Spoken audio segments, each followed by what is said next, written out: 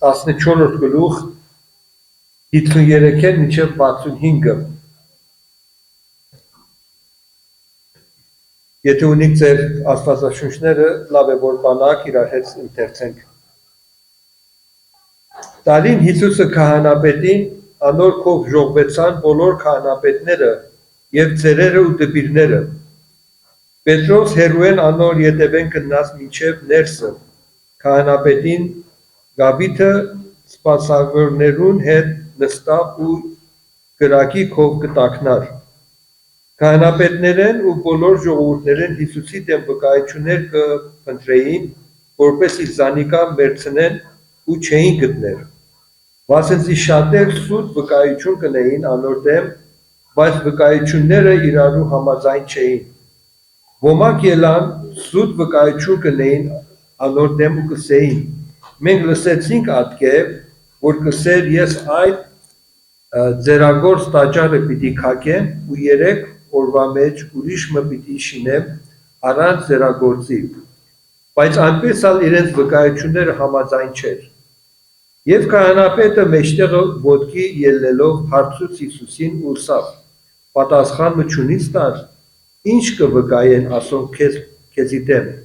բայց այն լուր կկենար ու պատասխան մը չեր տար։ Քահանապետը նորեն կհարցներ անոր ու կսեր.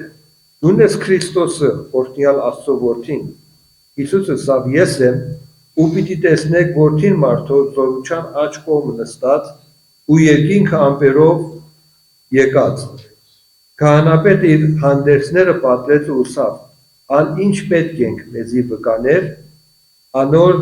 հայհոյությունը լսեցիք ձեզի, ինչպես կերևնա, ամենքը դատապարտեցին զանիկա, թե մահապարտ է։ Ոմանք սկսան թքնել ու անոր երեսը ծածկել ու բռունցքով ծեծել ու ըսել. մարգարացիր, սպասավորները ապտակը զարնեին անոր։ Մենք ինչպես եղբայրը հիշեց, քանի շաբաթ վերջը պիտի տոնենք Տեր Հիսուսի օրհնյալ հարության օրը եւ նրանից միգուցե մեկ շաբաթ առաջ տոնենք իրեն մուտքը Երուսաղեմ, ինչպես մենք կսենք Ծաղկազարդը։ Աս մեկ շաբաթվա ընթացքին շատ կարևոր դեպքեր կատարվեցան Տեր Հիսուսի կյանքի մեջ, որ ամեն մեկը լուրջ վարդապետական կարևորություն ունի մեր հավատքի վրա։ Ըլլա Տեր Հիսուսի մուտքը, ըլլա Տեր Հիսուսի խաչելությունը, թաղվիլը, հարությունը, Գեթսեմանի մեջ, երբ որ աղոթեց, Վերնատանը, երբ որ աշակերտների ոտքերը լվաց, ասոնք բոլորը մեզի շատ ծանոթ դեպքեր են եւ մասին շատ լսած ենք եւ անոր վարդապետական իմաստն մեր կյանքի մեջ գիտենք։ Բայց պատահած քիչ կլսենք Տեր Հիսուսի դատարանների մասին։ Ինչու համար Տեր Հիսուս պետք էր նախքան խաչվիլը աստեսակ դատարանի մեջ դատապարտվեր։ Պատասխանը շատ պարզ է։ Դատարանի մեջ մարդը կքննվի։ Եվ մենք քանի որ գիտենք Տեր Հիսուս պետք է լիներ այն օրհնյալ բանը, օրհնյալ զոհը, որ Աստծո պետք է հաճեցներ, Տեր Հիսուս ինչպես որ գառնուկը կբերեին եւ պետք է զոհեն առաջ, քահանան պետք է գառնուկը քններ եւ եթե վրան որևէ սխալ կամ թերություն կար, այդ գառնուկը ընդունելի չէր զոհի համար։ Ուրեմն Տեր Հիսուսը պետք է որ ամեն տեսակետով քննվեր, որպեսզի Աստծո առջև այդ անարատ եւ անպիծ գառը լալ, որ ընդունելի դառնար, որ մեր մեղքերի համար լիներ։ Ուրեմն հակառակն որ Աստված պետք չուներ փաստեր աս իրողությունը, քանի որ Տեր Հիսուս կատարյալ Աստված լինելով եւ անպիծ ու անարատ լինելով Աստծո ընդունելի պիտի լիներ, բայց պատահած կպատահի որ Աստված որպեսզի մեր համար ընդունելի դառնա մարդկային մակարդակի վրա ընդունելի դառնա մարդկային փաստեր կտա մեզի, որպեսզի մարդ որևէ անպան չմնա, անպատասխան մնա։ Այս այն մեկ պարագաներեն մեկն է, որ Աստված հակառակը, որ կատարյալորեն արդար ու մաքուր էր Տեր Հիսուս, պետք ուներ մարդկային անկյունով մեզի փաստեր եւ ցույցներ, որ Տեր Հիսուս անպիծ ու անառատ է եւ կատարյալ է։ Անոր համար կարող է լինել այն գառնուկը, որ մենք կկարդանք բանի մեջ, երկրորդ Կորինթացից 5:21 համարի մեջ, որ կսե, «Վասնզի Աստված զանիկա, որ մեղ չէր գիտեր, մեզի համար մեղավոր սեպես կամ մեղ սեպես, որպեսզի մենք անոր միջոցով Աստծո արդարները ըլլանք»։ Ուրեմն պետք է որ Տեր Հիսուս ցցվեր, որ անմեղ ու կատարյալ է, որպեսզի ընդունելի զոհ լիներ։ Հիմա մենք գիտենք, որ Տեր Հիսուս, երբ որ 4 ավետարանները Քովքովի տնենք, կտեսնանք, որ Տեր Հիսուս քանի ժամվա մեջ 6 անգամ բան եղավ, դատարան գնաց։ 6 անգամ։ Առաջի 3-ը կրոնական դատարաններ էին, երբ որ Տեր Հիսուսին ձերբակալեցին տարին Անանիայի տունը, հոն քննվեցավ, հետո Քայեփայի տունը, որ ասպետներ, հետո քանի ժամ վերջը բոլոր խորհուրդը հավաքվեցավ, հրյա առաջնորդների, դատապարտվեցան, անկևերջ 3 հատ քաղաքական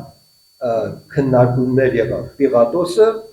հետո Պիղատոսը իրեն գրկեց Հերովդեսին, Հերովդեսը իրեն քննարկեց, ետ գրկեց Պիղատոսին, ոչ մեկը կրցան Տեր Հիսուսի վրա հանցանք գտնալ։ Ոչ մեկը, մինչև անգամ Պիղատոս, երբ որ պիտի մահապատիժը տար, կկարդանք, որ ձեռքերը լվաց ամենքի առջև, ասավ, ես աս մարդու մեջ հանցանքը չեմ տեսնալ, բայց քանի որ կստիպեին եւ քաղաքական պատճառներ կար, դատապարտեց։ Ուրեմն 6 դատարաններ,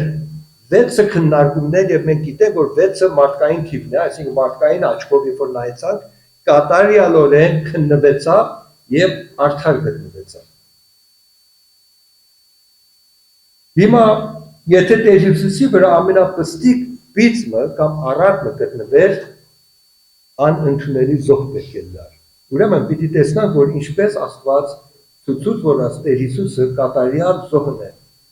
Գիտեք, ամեն ազգի համար կամ ամեն ժողովրդի համար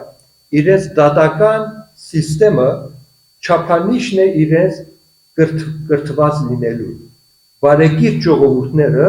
ունին արդար դատաստաններ, հետամնաց ժողովուրդներ ունին ոչ արդար դատաստաններ։ Երբ որ Աստված հրյա ժողովուրդը Եգիպտոսի գերությունեն հանեց եւ պիտի տաներ եւ իրենց նոր երկիրը պետք է տար եւ նոր սիստեմի մեջ պետք է դներ, իրեն համ Աստծո համար շատ կարեւոր էր, որ դատական սիստեմը ունենան, որ արդար է։ Անոր համար Աստված Մովսեսին պատվիրեց երկրորդ օրինաց գրքի մեջ, որ հատուկ դատաստաններ կարգել։ Եվ տեսեք ինչքան Աստված բծախնդիր էր այս դատաստանների համար։ Երկրորդ օրինաց 16-րդ գլուխ 18 համարեն գսե քու Տեր Աստվածը քեզի տված բոլոր քաղաքներուն մեջ քու ցեղելուտ համար քեզի դատավորներ ու ոստիկաններ կարգև, որ անոնք արդար դատաստաններով ժողովուրդը դատեն։ Իրավունքը մի ծրեր, արդարություն մի ներ ու կաշառք մի առներ, բազենցի կաշառքը իմաստուններուն աչքերը կգուրցունե ու արդաներուն խոսքը սուտ կհանեն։ Արդարության, միայն արդարության հետևիր, որպեսի ողջ մնաս ու քու Տեր Աստվածը քեզի տալու երկիրը ժառանգես։ Ուրեմն Աստված այնչափ կարևոր էր իր համար, որ այս օրենքը տրած էր հրյաների համար եւ պատկամը շատ բարձ էր, բայց որպեսի այս իրողությունը կարենան գարանտի անեն, հաստատեն, իրենք հալ որոշ պայմաններ տրած էին։ Շատ երկար պայմաններ կար, բայց մի քանիսը որ կարևոր էր հիշել։ Առաջինը պետք է դատաստանը կամ եթե մեկումը պիտի քննարկեին, չէր կրնար գախնի եւ գիշերը լա։ Պետք է օրվա ընթացքին լիներ։ Ամենը պետք է լուր ունենային։ տոնական օրերին չէր կրնալելա եւ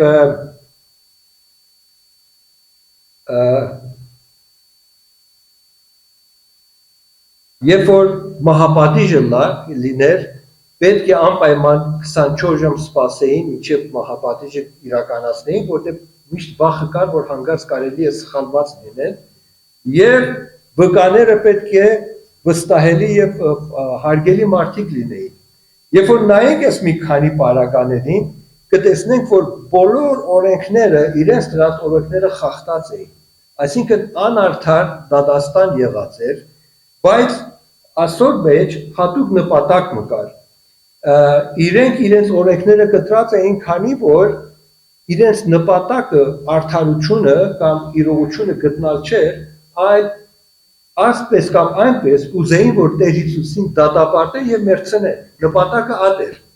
Ուրեմն այս դատարանների մեջ էր, որ Տեր Հիսուս գտնվեցավ։ Մինակը գտնվեցավ։ Առանց իրեն պաշտպանի, փաստաբանի եւ իրեն բոլոր բարեկամները, անոնք որ իրեն կնային պաշտպանել, փախած էին, ինչպես գիտեք, եւ Տեր Հիսուս մինակը կանգնած էր իրեն թշնամիներու առջեւ եւ կսե որ լուր կեցած էր, պատասխան չէր տար։ Գիտեք, երբ որ իրեն կզրպարտեին, եթե մեկը քեզի կզրպարտե եւ քու մասին սխալ բանը կսեմ, մեր առաջի բանը ինչ է, առաջի ռեակցիան ինչ է, որ պաշտպանենք մեզի։ Երբ որ իրեն զրպարտեցին, ասին, որ դու ասար, որ 3 օրվա մեջ այս տաճարը պիտի քակեմ եւ 3 հետո պիտի այս տաճարը պիտի քակեմ, 3 օրը պիտի վերականգնեցնեմ, շատ սպասում ան է, որ Տեր Հիսուսը որ չէ, նայեք, ես տաճարի մասին չէի խոսում, ես խոսում եմ իմ մարմինի մասին եւ եթե 2 օր սպասեք կտեսնեք, որ իրականացավ։ Ուրեմն շատ բնական էր, որ Տեր Հիսուս պաշտպաներ իրեն, բայց կսել լուր կեցավ։ Ինչի համար պետք է լուր կենար, որովհետև Տեր Հիսուս պետք է լուր կենար այս բոլոր զրպարտությունների առջև, որպեսզի Եսայա 53:7-ը կատարվեր։ Եսայա 53:7-ը մեզի շատ հաստատ կնե, որ Տեր Հիսուս համար գրված է ասի, անիկա անիրավությամբ գրավ, անիկա անիրավությամբ գրեց ու չարչարվեցավ, բայց իր բերանը չբացավ, մորթվելու տարվող ոչխարի պես իր խոսողներուն առջև մունջ կեցավ մտիկ մոքեի պես, այնպես իր բերանը չբացավ։ Եթե Տեր Հիսուս հանգարց պատասխան տար զրպարտություններեն, իրեն վրա հանցանք պիտի գտնվեր, որ անկարելի էր, որովհետև այն ժամանակ 53 Եսայա 53:7-ը պետք է հակասած լիներ։ Ուրեմն Տեր Հիսուս պետք է որ լուր կենար այս զրպարտությունների առջև։ Բայց հետո քիչ վերջը քահանապետը իրեն կսե որ քեզի կհարցնեմ դու ես Աստծո որդին եւ այն ժամանակ պատասխան կտա։ Հիմա այդ պատասխանն էլ կարևոր էր, այդ ժամանակ պետք է չէ որ Տեր Հիսուս լուր մնար, որտեղ լուր մնար այն ատեն սխալ գործածքներ, որ քավլեցի անկարելի էր Տեր Հիսուսի համար։ Հիմա աս հարցումը որ քահանապետը տվավ Տեր Հիսուսին, որ դու ես Աստծո որդին, Մարկոսի ավետարանի մեջ քիչ համառոտ գրված է, բայց Մատթեոսի ավետարանի մեջ մենք ավելի լավ կհասկանանք ինչ էր աս հարցումը։ Մատթեոս 26-րդ գլուխ 60-րդ համարի մեջ նույն դեպքը որ գրված է, կսեմ Հիսուս լուր կեցավ, ուստի ելքը քահանապետը ու ըսավ անոր, կենթանի Աստծուց քեզի կերտնցնեմ, այսինքն քեզի երթուն կտամ, որ մեզի ասես թե դու ես Քրիստոսը Աստծո որդին։ Ուրեմն այս բանը, որ պահանջես քահանապետը, տարբեր էր սովորական զրպարտությունները։ Ղևտացից 5-րդ գլուխ առաջի համարի մեջ Աստված պայման մտրած էր վկայության համար,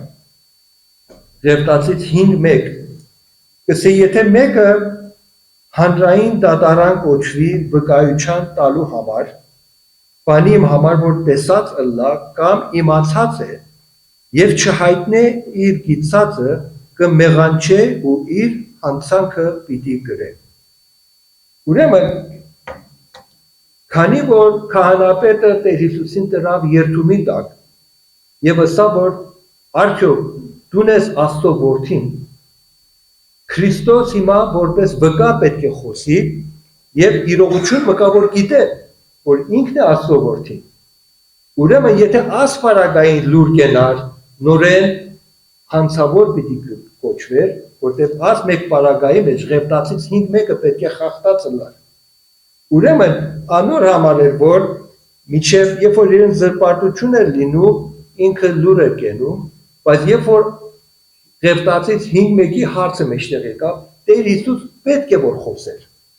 Պետք է որ արտահայտվեր, որտեղ պետք է որ թե Եսայա 53:7-ը իրականացած լիներ, որ անպիտ ու անարատ մնար, թե Ղևտացից 5 մեկը պետք է իրականացած լիներ, որ անպիտ ու անարատ մնար, եւ ճիշտ աներ, որ ինչ որ պետք ուներ, գիտեր, պետք է արտահայտեր եւ